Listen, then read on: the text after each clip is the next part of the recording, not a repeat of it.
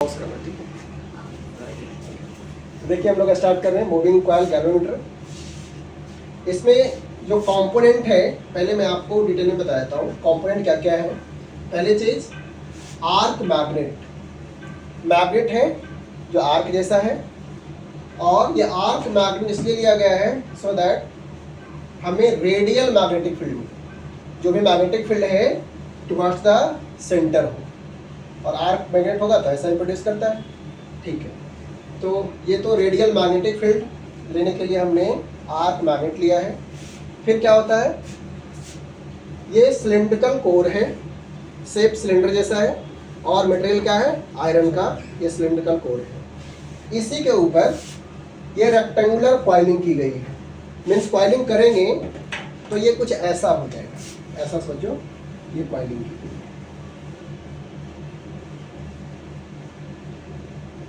है, यस इधर से आया और ये ऐसे इसके ऊपर कॉइलिंग, बहुत सारा टर्न है, समझ रहे? ये और बाहर से गया है, बाहर से गया, बहुत सारा टर्न जो मैंने अभी अलग बना दिया है, राइट। इसी के ऊपर हम कॉइलिंग करेंगे। तो ये सॉफ्ट आयरन का सिलेंडर है, इसके ऊपर वायर कॉइल किया जाता है, राइट। इसके बाद है स्प्रिंग, ये हेलिकल स्प्रिंग है, ठीक है, अच्छा। और इसके बाद है एक डायल है, और फिर निडल है, क्या बोले पॉइंटर है, जो हमें रीडिंग बताएगा। अब इन सब को जब असेंबल करेंगे तब कैसी चीज़ें बनेगी मैं आपको बता रहा हूँ। और देखो मैं आपको दिखाने के लिए भी लाया, अब तो ये दिखेगा नहीं इसमें, बट आप लोग को अभी मैं दिखा दूँगा, ठीक है, एक एक चीज़। खैर, अब इन सब को जब असेंबल करेंगे तो मैं ट्राई करता हूँ कि मैं यहीं पे बना दूँ, ठीक है, छोटा सा थोड़ा सा बना देंगे। देखिए बच्चे, जब इस वाले सिलेंडर को, इस सिलेंडर को आपने कैसे हमें रखना है, देखो देखो ऐसा था, ये थोड़ा आपको इमेजिन करना पड़ेगा। और ये सोचिए कि ये सिलेंडर है और इसको आपने ऐसे रखा, तो आपको जो दिखेगा ऊपर से वो सर्कल ही तो दिखेगा। अगर टॉप व्यू देखें तो इसको अगर मैं इसमें इस तरह से अंदर में रखूंगा तो टॉप व्यू क्या दिखेगा, सर्कल दिखेगा। अब मैं सोचो मैं इसको यहाँ पर प्लेस कर रहा हूँ, तो आपको क्या दिखने वाला, मैं कलर थोड़ा अलग ले लेता हूँ ये बच्चे, ये हो गया, थोड़ा मैंने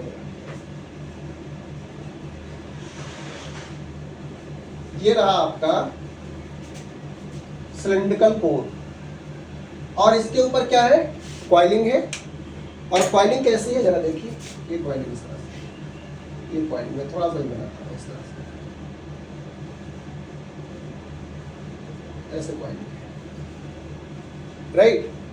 और यहीं पे स्प्रिंग भी लगा है, स्प्रिंग को मैं अलग कलर से भी बना देता हूँ, ये स्प्रिंग लगा, और इसके साथ में पॉइंटर लगे, ठीक है, दिख रहा है ये पॉइंटर। और इसके ऊपर में डायल है, ये रीडिंग बताएगा हमें 0,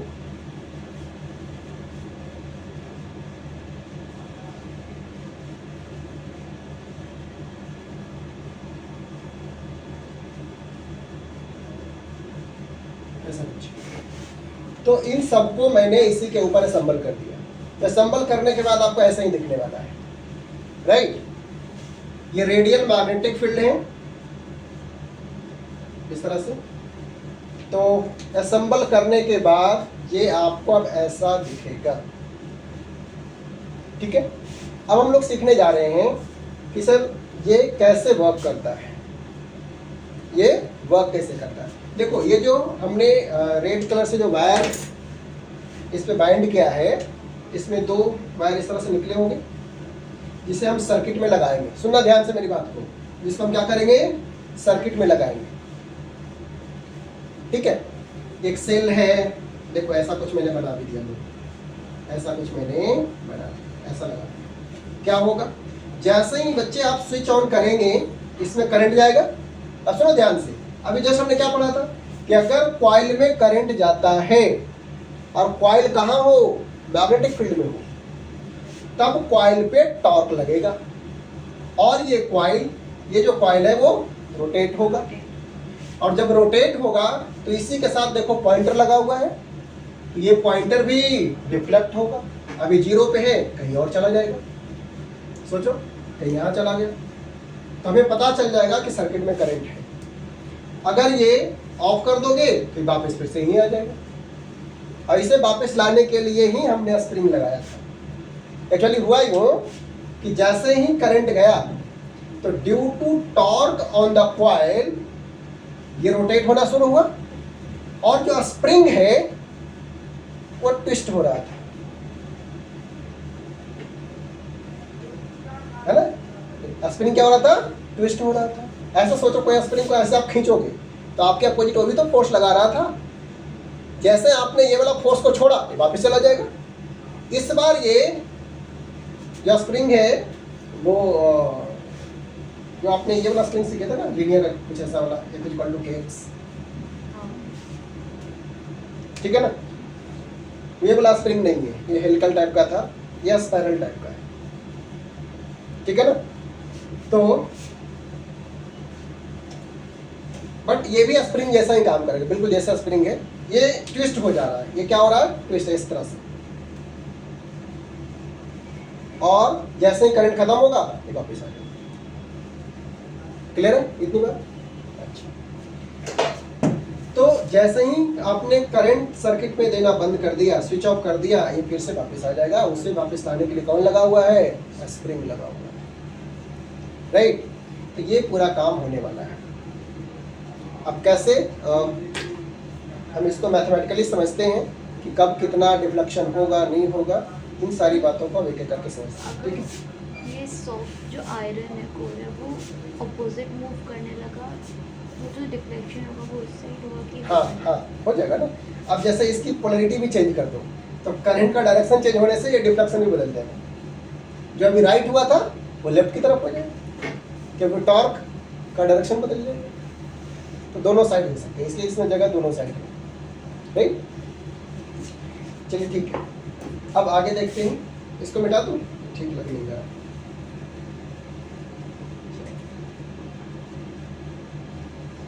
अब यहाँ पढ़ते हैं इसके थ्योरी।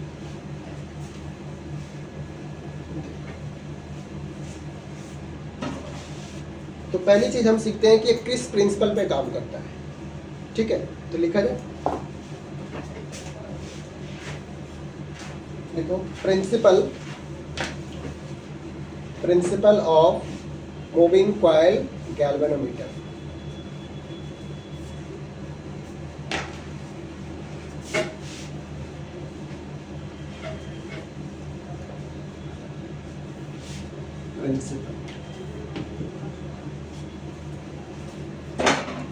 इसमें लिखिए when a current carrying coil is placed in magnetic field,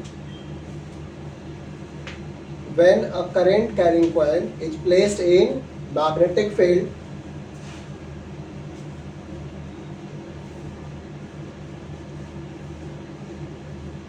it experience torque.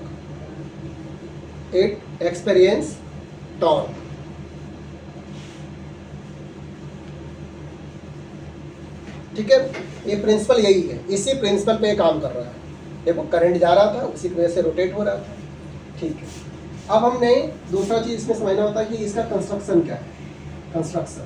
तो कंस्ट्रक्शन मैंने बेटा आपको बता दिया क्लियरली कि इसमें क्या क्या कंपोनेंट यूज हो रहे हैं, ये हमने बता दिया आपको, ठीक है। अब हम समझ रहे हैं कि वर्किंग क्या है, ये कैसे काम करता है, इसका मैथमेटिकल इक्वेशन क्या होगा, ठीक है। प्रिंसिपल लिख लिया, कंस्ट्रक्शन हमने पहले डिस्कस कर लिया था, अब हम बात कर रहे हैं वर्किंग की। तो अब सारी बातें यहीं पे होगी, ठीक है। वर्किंग अब देखिए इसमें लिख लेते हैं, लिखिएगा number of turn is equal to n, ठीक है। Current in the coil current in the coil is I. Area of rectangular coil is A. ठीक है, और radial magnetic field is radial magnetic field is equal to D. ठीक है, torsional constant of a spring is torsional constant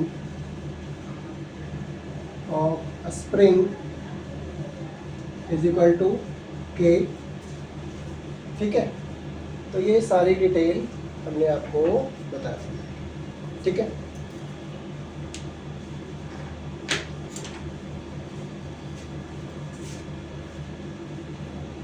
ठीक है, इतनी बात. अब देखो बच्चे, यहाँ से मैं लिखना, when I current passes through the coil, passes through the coil, then torque on the coil is, बताओ बच्चे, ड्यू टू करेंट. अभी लिखेंगे नहीं कोई प्लीज, अभी देखो, फिर टाइम देंगे आपको. जब करंट पास होगा, अब थोड़ा इमेजिन करने पड़ेगा, मैंने अब मिटा दिया है. ठीक है, जब करंट पास होगा तो टॉर्क कितना एक्ट होता था, पिछले वाला एक्सप्रेशन याद करो, NIAB साइन थीटा.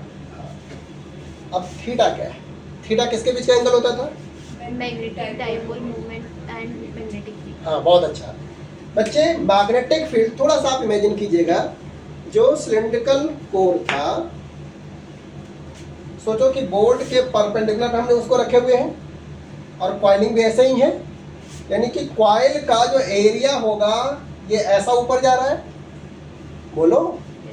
कॉइल का जो एरिया है उसका एरिया वेक्टर ऊपर की तरफ होगा, या ऐसा रखा हुआ है कॉइल, राइट. अच्छा, अब कॉइल ये रहा, इसको डालता हूँ, और मैग्नेटिक फील्ड देखो ऐसा है. एग्री है, देखो ना, यहाँ का मैग्नेटिक फील्ड तो ऐसा ही जा रहा होगा. मैं कुछ ही पार्ट की बात कर रहा हूँ, जो 2-4 लाइनें जा रहे हैं, मैं उसके बारे में सोच रहा हूँ, सारे लाइनें के बारे में नहीं. अभी तो ऐसा ही है. यहाँ से एरिया वेक्टर का डायरेक्शन क्या होगा, इस पे परपेंडिकुलर, और मैग्नेटिक फील्ड देखो ना, प्लेन पे परपेंडिकुलर हो गया एरिया वेक्टर, और मैग्नेटिक फील्ड जो ब्लैक वाला है रेडियल है. इन दोनों के बीच में एंगल कितना है, 90 डिग्री. मीन्स यहाँ पर थीटा कितना लिखेंगे, 90. और ये लगभग 90 डिग्री रहेगा रोटेट होने के बाद भी. मतलब कैसे, देखो, जब ये देखो अच्छा, मैं रेड वाला था, अभी ऐसा था ना, ये कॉइल के लिए है, कॉइल का एरिया वेक्टर भी ऐसा था. ठीक है, इस लाइन के लिए ये जो एक लाइन में ले रहा हूँ, ये ब्लैक वाली लाइन ऐसे है, और जो रेड वाला कॉइल का एरिया है, इसका एरिया वेक्टर कुछ ऐसा था ऊपर की तरफ. अभी 90 डिग्री एंगल है. थोड़ा देर बाद सोचो ये ऐसे टर्न हो गया, कोई बात नहीं. अब ये जो लाइनें आ रही हैं, देखो, अब इसका एरिया वेक्टर ऐसा बन गया, ये हो गया ना एरिया वेक्टर. ठीक है, अब ये लाइन के लिए परपेंडिकुलर हो जाएगा, इसीलिए रेडियल बनाया गया था कि हर एक इंस्टेंट पे लगभग परपेंडिकुलर ही रहे. 100% तो नहीं, कुछ लाइन के लिए नहीं भी है, लेकिन बहुत सारी लाइन के लिए है भी. तो इस वजह से जो टॉर्क होगा वो लगभग फिक्स रहने वाला है, क्योंकि थीटा नहीं बदल रहा है, थोड़े बहुत चेंज हो रहे हैं. ठीक है, नेग्लिजिबल चेंज है, और एंगल भी ज़्यादा तो टर्न होना नहीं है, ये नेग्लिजिबल चेंज हम लेते हैं. तो थीटा कितने लिखेंगे, 90 डिग्री. समझ आ गई, थीटा 90 क्यों है. ओके, तो लिखेंगे बच्चे NIAB sine of 90 degree. Means due to current, मैं बार बार बोल रहा हूँ, ड्यू टू करेंट जो टॉर्क होगा वो होगा NIAB, क्योंकि थीटा कितना था 90 degree. Is it clear? Okay, अगर इतना बात आप समझ गए तो आगे जरा देखो। अब ये जो स्प्रिंग है ये ट्विस्ट हो रहा है, तो ये एंटी टॉर्क दे रहा है। ये स्प्रिंग क्या चाह रहा था कि मुझे भी जैसा ही मौका मिलेगा मैं वापिस आ जाऊंगा। ठीक है, अभी मेरा टॉर्क तुमसे थोड़ा कम है इसलिए मैं इधर जा रहा हूं, पर जैसे ही मुझे मौका मिला, तुम जैसे ही जीरो होगा मैं वापिस आ जाऊंगा, क्योंकि ट्विस्ट हो चुका है, इसमें गुस्सा भर रहा है एकदम से। जैसे करंट खत्म होगा वापिस। ठीक है, तो ये मैंने क्या लिखा, this is the torque due to current, right. अब आगे ये दिख रहा है यहां तक, ठीक है, मैं यहां लिख देता हूं। आगे मैं लिख रहा हूं restoring torque, restoring torque due to a spring as कितना। अब देखो, जैसे आपने हेलिकल स्प्रिंग के बारे में सीखा था कि स्प्रिंग को अगर आप x से खींचते हैं तो फोर्स लगता था F = -kx वाला फॉर्मूला पढ़ा था। ये था लीनियर डिस्प्लेसमेंट, ये स्प्रिंग कांस्टेंट। यहाँ पर स्प्रिंग क्या हो रहा है, ट्विस्ट हो रहा है, तो फॉर्मूले बिल्कुल पैरेलल हैं। ये जो टॉर्क होगा, फोर्स की जगह पे क्या आ गया, टॉर्क, और स्प्रिंग कांस्टेंट को k से ही लिख रहे हैं, राइट। और जो x है वो इस बार एंगल के टर्म में आ रहा है, डिफ्लेक्शन के टर्म में, तो उसको मैं लिख रहा हूं phi the deflection, angular displacement, right. तो अब बताओ, एक ही साथ इस कॉइल पे दो टॉर्क, एक तो ड्यू टू करंट और दूसरा ड्यू टू स्प्रिंग, दो टॉर्क लग रहा है और दोनों अपोजिट डायरेक्शन में है। जिस इंस्टेंट पे दोनों की वैल्यू बराबर हो जाएगी, ये पॉइंटर और ज्यादा डिफ्लेक्ट नहीं होगा, रुक जाएगा और हमें रीडिंग पता चल जाएगी। ये बात तो होती है, ठीक। देखो, when net torque on the coil is 0, क्या होने वाला है सर, NIAB माइनस में K फाई, इन दोनों का सम क्या हो जाएगा, 0 होगा ना, क्योंकि दूसरा तो अपोजिट था। अब NIAB = K फाई, डिफ्लेक्शन क्या आ गया, NIAB/K।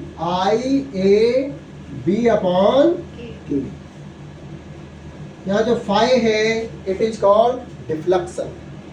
क्या बोलेंगे इसको, डिफ्लेक्शन। तो हमें अब मिल चुका है डिफ्लेक्शन। फाई क्या है, डिफ्लेक्शन है, के स्प्रिंग कांस्टेंट है, A number of turn, A area, B magnetic field, right. तो हमने अभी क्या निकाला कि ये सारे डिटेल गिवन होंगे तो हम बता सकते हैं कि आई करंट पे डिफ्लेक्शन कितना होगा। एक और चीज यहाँ थोड़ा सा आप ध्यान से देखिए, ये क्लियर दिख रहा है, देखो बच्चे, फाई क्या है, NAB/K into I। Is it clear बच्चे? Number of turn, area of the coil, magnetic field और K, एक बार अगर मैंने इसे बना दिया तो ये सारा फिक्स है, ये तो चेंज नहीं हो रहा ना। चेंज क्या होगा, करंट, और करंट जितना ज्यादा होगा डिफ्लेक्शन भी उतना। तो हमें पता चल जाएगा, अगर दो अलग अलग सर्किट में हमने चेक करें, पहले में डिफ्लेक्शन था सोचो 1 डिग्री का, दूसरे में 4 डिग्री का, इसका मतलब दूसरे में करंट ज्यादा रहा था। तो हम इसके हेल्प से चेक कर सकते हैं कि कंपेयर कर सकते हैं किस में करंट ज़्यादा था, किस में कम है, ऐसा बता सकते हैं आसानी से। ठीक है, तो पहले यहाँ तक आप कॉपी करो फिर आगे देखो बच्चे, यहाँ तक आप लोगों ने कॉपी कर लिए। अब मैं यहाँ से स्टार्ट करता हूँ। मैं इस वाले फॉर्मूले को लिख रहा हूँ ऊपर, ये सारी चीज़ों को अब मैं मिटा रहा हूँ।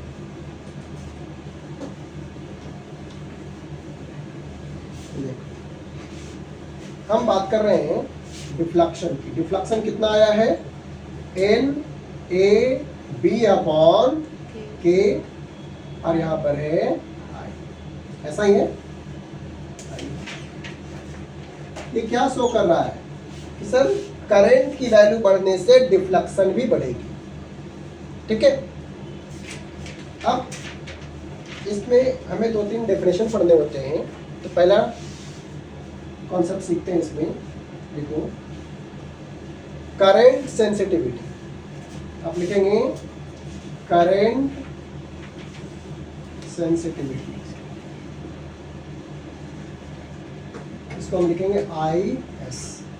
सुन लो, अभी फिर लिखने का काम करो। अभी सुन लो, इसकी डेफिनेशन है deflection per unit current. Definition क्या है? Deflection per unit current. Deflection per unit current को हम लोग बोलते हैं करंट सेंसिटिविटी। मीन्स मैथमेटिकली लिखा जाए तो I S is equal to phi upon I. अगर फाई डिफ्लेक्शन हुआ है और करंट आई है तो डिफ्लेक्शन पर यूनिट करंट ऐसे ही लिखेंगे, डिफ्लेक्शन अपॉन करंट। बच्चे फाई आपने क्या लिखे थे sir? N A B upon K, और इंटू आई भी है, और इस होल को मुझे डिवाइड करना है 1 अपॉन आई। ये तो डेफिनेशन है।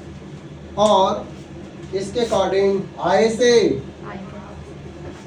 और करंट सेंसिटिविटी मिल गया एन ए बी अपॉन के। This is current sensitivity. ये क्या बता रहा है? किसी गैल्वेनोमीटर का करंट सेंसिटिविटी हाई है। इसका क्या मीनिंग है? इसका मीनिंग है कि वो कम से कम करंट को मेजर कर सकता है। वो कम से कम करंट को मेजर कर सकता है। जितना ज़्यादा हाई सेंसिटिव होगा उतने वो कम से कम करंट को मेजर कर सकता है। ठीक है,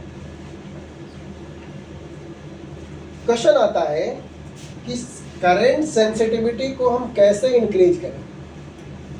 एक बार जब ये गैल्वेनोमीटर बन जाएगा तब नहीं कुछ कर सकते, बट ड्यूरिंग डिजाइनिंग जब कंपनी बना रही होगी, ठीक है ना, तब उसको आप ऑर्डर देते वक्त बता दो कि मुझे इतना सेंसिबल चाहिए, तो वो आपके अकॉर्डिंग फिर वो डिजाइन करेगा। ठीक है, तो वो करंट सेंसिटिविटी को अगर आप बढ़ाना चाहते हैं तो कैसे बढ़ाएंगे? तो मैं लिखता हूँ। अब क्वेश्चन आएगा कि how can you increase the current sensitivity. देखिए आंसर क्या है। Current sensitivity can be increase by, पहली चीज कैसे इंक्रीज कर सकते हैं? देखो, आई को बढ़ाना है, थोड़ा मैथ्स देख लेते हैं। सर आई को इंक्रीज करने के लिए कौन कौन रेस्पॉन्सिबल है? सर एन रेस्पॉन्सिबल है।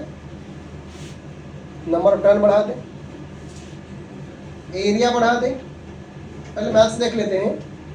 मैग्नेटिक फील्ड बढ़ा दें, और जो स्प्रिंग यूज किया जा रहा है उसकी स्प्रिंग कांस्टेंट कम कर दें, यानी सॉफ्ट स्प्रिंग। स्प्रिंग कांस्टेंट ज़्यादा होने का मतलब है it is very difficult to rotate. Twist करना ज़्यादा डिफिकल्ट है। अगर ट्विस्टिंग ज़्यादा डिफिकल्ट होगा तो थोड़ा सा करंट सप्लाई करेंगे, उतना टॉर्क नहीं मिलेगा, तो वो ट्विस्ट नहीं हो पाएगा। तो भले ही सर्किट में करंट हो, बट आपको डायल पे नहीं दिखेगा, जीरो रीडिंग दिखेगी, तो वो हाई सेंसिटिव नहीं है। आता ही समझ में? तो कई फैक्टर्स हैं जिसके थ्रू आप करंट सेंसिटिविटी को इंक्रीज कर सकते हैं, बट ये तो मैथमेटिकल पोर्शन हो गया। अब देखते हैं कि रियली में रियली में जब हम इसे डिजाइन करें तब इफेक्टिव कौन कौन सा होगा। देखो, नंबर ऑफ टर्न अगर ज़्यादा बढ़ाओगे, सुनना ध्यान से मेरी बात को, बढ़ेगा, हम नहीं बोल रहे हैं कि नंबर ऑफ टर्न बढ़ाने से करंट सेंसिटिविटी नहीं बढ़ेगी, बढ़ेगी, लेकिन बल्कि हो जाएगा। कॉइलिंग ज़्यादा होगी तो भारी हो जाएगा, होगा ही नहीं होगा। तो सेंसिटिविटी तो आप एक तरीके से कम ही हो रही है, सोचो तो उसको ज़्यादा टॉर्क लगाना पड़ जाएगा। ठीक है, एरिया साइज बढ़ जाएगा, है ना, साइज बढ़ जाएगा। बी, ये सेफ है थोड़ा सा, बी बढ़ाओगे तो बी को बढ़ाने से करंट सेंसिटिविटी बढ़ेगी तो इन सब से, लेकिन ये ज़्यादा इफेक्टिव है मैग्नेटिक फील्ड को बढ़ाने।